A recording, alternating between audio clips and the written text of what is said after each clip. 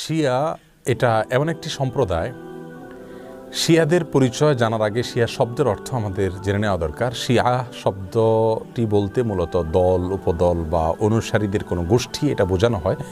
শিয়া বলতে বোঝানো হয় শিয়াতু আলিয়িন বা আলী রাদিয়াল্লাহু তাআলা আনহুর অনুসারী গোষ্ঠী, এদেরকে শিয়া বলা হয়। বা আলে বাইত রাসূল করিম সাল্লাল্লাহু আলাইহি সাল্লামের পরিবার কেন্দ্রিক যাদের ভক্তি বিশ্বাস এগুলো গড়ে উঠেছে তাদেরকে সাধারণত শিয়া বলা হয়। শিয়াদের উৎপত্তি এটা সাহাবায়ে কেরাম রিদওয়ানুল্লাহ তাআলা আজমাইন তাদের যুগ থেকেই বলতে পারি। এবং শিয়াদের উৎপত্তির পেছনে যে লোকটি ছিল তার নাম হলো আবদুল্লাহ ইবনে সাবা। ইহুদি ছিল, পরবর্তীতে সে মুসলিমদের বেশ ধারণ করে মুসলিমদের ক্ষতি সাধন করার জন্যই মূলত এই গ্রুপটি তারা আবিষ্কার করে। শিয়াদের সম্পর্কে আমাদের দেশের সাধারণ মুসলমানদের মধ্যে ধারণা খুবই কম। আমরা অনেকেই মনে করি মুসলিমদের মধ্যেই একটি সাধারণ দল শিয়া, অথচ শিয়াদের যে সমস্ত বিশ্বাস আছে সে বিশ্বাসগুলো ইসলামের একেবারে মৌলিক বিশ্বাসগুলোর সাথে অনেকগুলো বিশ্বাস আছে যেগুলো সাংঘর্ষিক।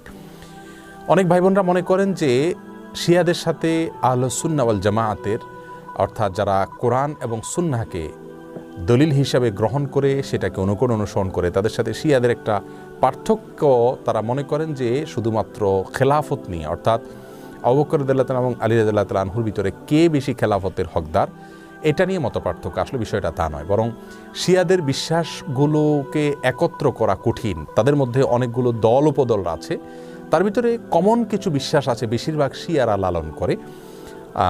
তার ভিতরে একটি হলো তারা কালিমাতুত তাওহীদ আমরা যেটা বলি এটাকে যথেষ্ট মনে করে না। তারা মনে করে লা ইলাহা ইল্লাল্লাহ মুহাম্মাদুর রাসূলুল্লাহ এবং আলিয়ুন ওয়ালিউল্লাহ এটাও স্বীকৃতি দিতে হবে, মুখে উচ্চারণ করতে হবে, তারপরে মানুষ মুসলিম হবে।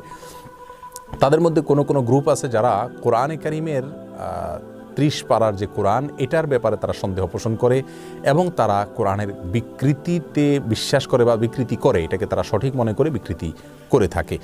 তাদের মধ্যে বড় অংশ বা সবচেয়ে বেশি অংশ বলা যেতে পারে, প্রায় সবাই বলা যেতে পারে তারা সাহাবীদেরকে সবাইকে কয়েকজন বাদে আলী রাদিয়াল্লাহু তাআলা আনহু, আব্বাস রাদিয়াল্লাহু তাআলা আনহু সহ কয়েকজন বাদে হাসান হুসাইন, ফাতেমা রাদিয়াল্লাহু তাআলা আনহুম সহ আহলে বাইত যারা তারা ছাড়া বাকিদেরকে তারা কাফের মনে করে এবং সাহাবীদেরকে গালমন্দ করাটা এটাকে তারা সওয়াবের কাজ মনে করে, ইবাদত মনে করে। আয়েশা রাদিয়াল্লাহু তাআলা আনহা রাসূল আকরাম সাল্লাল্লাহু আলাইহি ওয়াসাল্লামের সহধর্মিণী, তার চরিত্র নিয়ে তারা সন্দেহ করে, যার চরিত্রের বিষয়ে কোরআনে কারিমে সূরা নূরে আল্লাহ সুবহানাহু ওয়া তাআলা পরিষ্কারভাবে ঘোষণা দিয়েছেন। যাই হোক, এ হলো মোটামুটি শিয়াদের কয়েকটা জঘন্য বিশ্বাসের আলোচনা। এবারে আসি শিয়াদের একটা বিশেষ দল, তাদেরকে ইসনা আশারিয়া বলা হয়। মূলত ইসনা আশার শব্দের অর্থ হলো 12। ইসনা আশারিয়া গ্রুপ বলতে শিয়াদের ওই গ্রুপকে বলা হয় যারা 12 জন ইমামে বিশ্বাস করে, অর্থাৎ যারা মনে করে যে 12 জন ইমাম আল্লাহর পক্ষ থেকে নির্ধারিত, তারা রাসূল করিম সাল্লাল্লাহু আলাইহি সাল্লামের ওয়াফাতের পরে ধারা পরম্পরায় আসছেন এবং তাদের মধ্যে প্রথম ইমাম ছিলেন আলী রাদিয়াল্লাহু তাআলা আনহু এবং সর্বশেষ ইমাম ছিলেন মুহাম্মদ ইবনুল হাসান আল আসকারি। এসব ইমামদের সম্পর্কে, ইমামদের মধ্যে সর্বশেষ ইমাম যিনি মুহাম্মদ ইবনে হাসান আল আসকারি, তারা মনে করে তিনি লুকায়িত হয়ে গেছেন, আবার প্রকাশিত হবেন এবং এই ইমামরা সবাই নিষ্পাপ, তারা কোনো ভুল ত্রুটির ঊর্ধ্বে এবং এই ইমামরা সকল প্রকার ইবাদত বন্দিগির ঊর্ধ্বে উঠে গেছেন, তাদের কোনো ইবাদত বন্দিগি করতে হয় না। এই বিশ্বাসগুলো লালন করে থাকে ইসনা আশারিয়া গ্রুপ।